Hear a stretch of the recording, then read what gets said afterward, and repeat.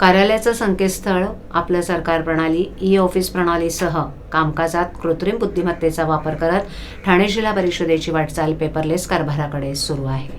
याची दखल घेत 150 दिवसांच्या ई-गव्हर्नन्स सुधारणा कार्यक्रमांतर्गत ठाणे जिल्हा परिषदेला राज्यातून 3रा क्रमांक प्राप्त झालाय.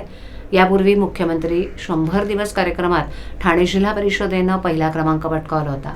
राज्यातील 150 दिवसांच्या ई-गव्हर्नन्स सुधारणा कार्यक्रम राबवण्यात आला. यात कार्यालयीन कामकाज अधिक पारदर्शक, गतिमान आणि तंत्रज्ञान आधारित करण्याच्या दृष्टीनं राबवण्यात आलेल्या उपक्रमांमध्ये उल्लेखनीय कामगिरी करणाऱ्या शासकीय कार्यालयांची निवड करण्याची घोषणा करण्यात आली आहे. शासकीय कार्यालयामार्फत संकेतस्थळ, आपले सरकार पोर्टलशी संलग्नता, WhatsApp chatbot, dashboard, e-office, AI, blockchain, GIS आधारित सेवा अशा विविध प्रकारे ऑनलाईन सेवा उपलब्ध करून देण्यात येत आहेत. या सर्व बाबींचं सखोल मूल्यमापन त्रयस्थ संस्थेमार्फत 150 दिवसांच्या ई-गव्हर्नन्स सुधारणा कार्यक्रमामध्ये करण्यात आलं. 26 जानेवारी रोजी हा निकाल जाहीर होणार होता, परंतु निवडणूक आचारसंहितेमुळे हा निकाल प्रलंबित ठेवण्यात आला होता. दरम्यान जिल्हा परिषद कार्यालयाचा संवर्गाचा निकाल मंगळवारी जाहीर करण्यात आला.